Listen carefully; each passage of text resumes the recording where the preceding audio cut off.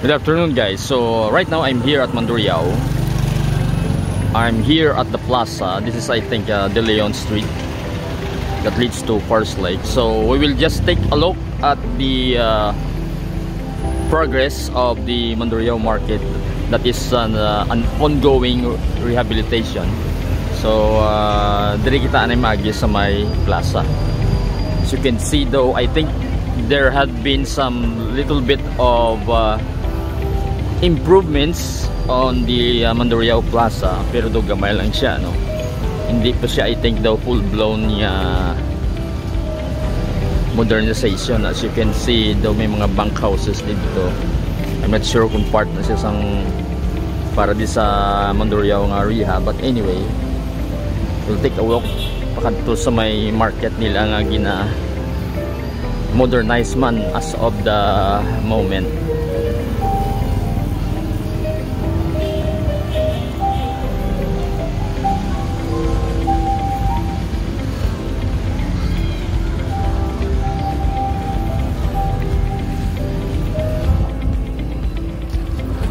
One of the I am sad to say that Mandurriao Plaza is or generally in Mandurriao is one of the most neglected niya municipality there is sa Iloilo, no? So the latest development was just only after around 5 or 10 years ago, but before that, even in the early 2000s, wala ni siya gawa ma-improve gina Mandurriao. So I think just around the time nga pag-build sang SM City nga mall, dira na siya nag-amat-amat, no? I think that is around 2000 or something like early 2000 pag-build sang SM City. After that, if you remember, gimbakal ni Mega World ang airport nga lot naton. So gimbakal ni Mega World after sina nag-skyrocket ng improvement diri. So there is a music, I hope wala sing copyright, ano. So malakat-lakat na kita na forward pakadto sa market. So though okay naman actually ang ining area, may mga bag-o kita nga street lights diri or park lights. So pero hindi pa gid siya totally nga matapos, do wala pa siya matapos, no. So you are now looking at the new Mandurriao market.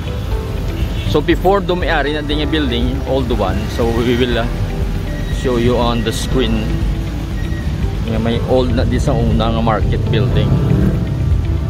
So there are some comments nagapamangkot sila kung ano ang update dire. So amo na din siya, guys, ang Mandurriao market. I think initially the 2 floors lang ini, not sure kung i-upgrade pa into an additional 3rd floor, pero amo na nang itsura niya, no. I would estimate that this is already in its 1 year of construction. So we will try to walk along the corner para makita ninyo ang better view sang Mandurriao market. It's just around, I think, 4:30 PM. So wala pa gid major nga traffic, pero later on by 5 damo na di traffic, no. So there is an information, try natin karon tanawon. So amo na ni siyang itsura niya. So you can see there the gray and something like a dirty white color. We will try to cross. Sorry na may build up na, no, na traffic. I think I need to show you guys kung anong itsura sang iban yung mga projects. So may-ari diri nga tarp. So I think there is no costing sang gina-improve nila diri sa Mandurriao nga plaza, pero ara nga may ara nakabutang. So daw redevelopment, but then again daw wala pa siya siguro matapos. So lakat kita palapit sa may market.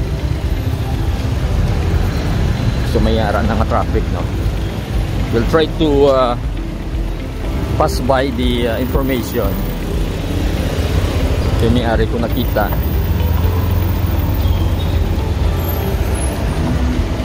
So what we have here is, I think, a cost of 85 million. And then building construction improvement, multi-purpose building, public market of the Mandurriao, no? So ari siya 85 million, almost 86 million. Okay, so just walk along this side. So dito kay na to may paint na sa nagyan naton, pero sa diri nga side wala pa siya sang paint kag hindi pa matapos. Wala pa matapos, no, ang ilang finishing sang mga columns. So malakat nagtabok kita para makita niyo. So muna na siya guys ang itsura niya. So almost tapos naman ang diri nga area. But then ang dito sa further sa back nga part though wala pa, no. So kinanglan pa to finishing. So damo truck nga dump trucks nga naglabay, medyo magaot ang sound. So currently do mo lang siya do pila lang, mga susubra lang 100 meters siguro ang ining building. So halin di siya pato dire do mga 100 meters na susubra. So nag-traffic na. So dito kita nagalin kay na. So dali lang niya aton niya mini updates ang Mandurriao nga market, no.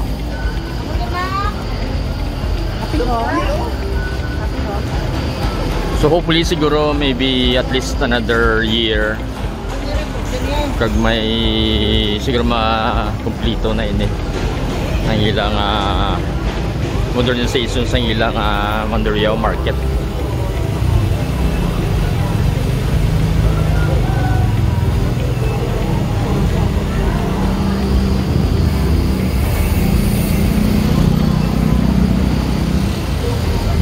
So ang facade which is nagyan naton kay na, kay I think dito ang old entrance. So basi diri may ara man siya obrahon niya side entrance. I can see nga do dito do may hagdan siya nga ginobra.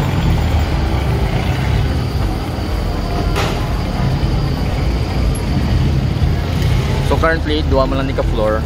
So amo na siguro ang initial nga project nila. I don't know what will be happening to this side kay diri medyo ma-traffic. Hindi kay diri ang mga pedicabs kag mga tricycle naga-park. So mas mayo tani kundo if you extend diri. So maybe buhinan ang part sa sidewalk para mas lesser ang traffic. And then I think dumayara sila nga gibutang dito nga daw gap alin sa main road. Probably parking spaces sa sides ng market.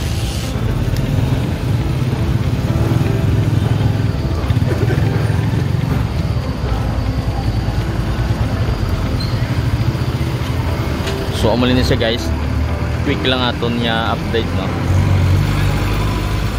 So in the future we will try to do updates on the market.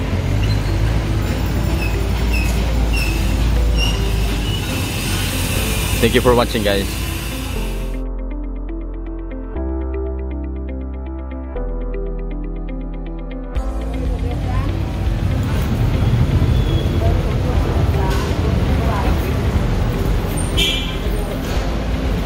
By the way guys, directly ang obra nga relocation para sa mga vendors. So ang gym temporarily inobra nga relocation. So matikal na kita kadali.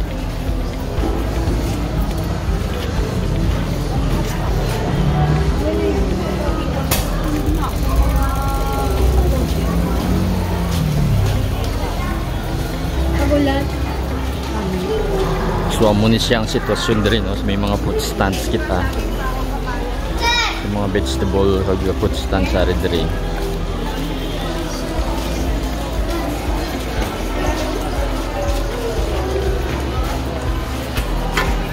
I think ang sa likod medyo mga fish stalls, ano.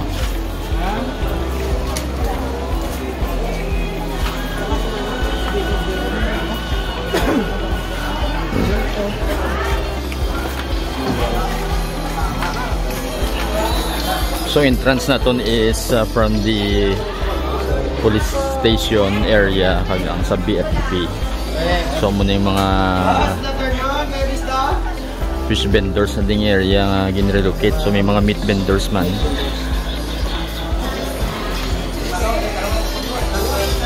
So temporarily ang gym ginimo anay nga relocation sa mga vendors halin sa market since ginaobra ang aton niya Mandurriao Market building.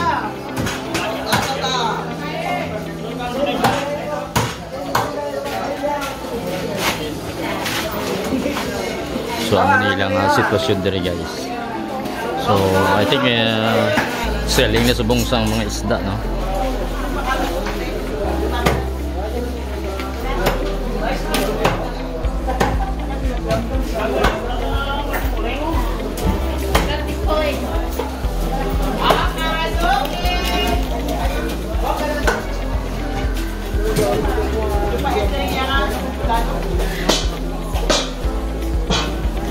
Oh, shout out na, shout out na.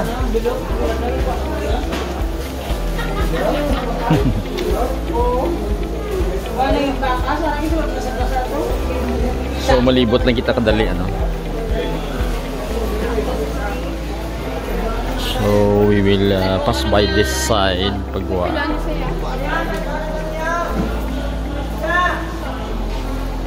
So ada din mga fruit stands and vegetable stands.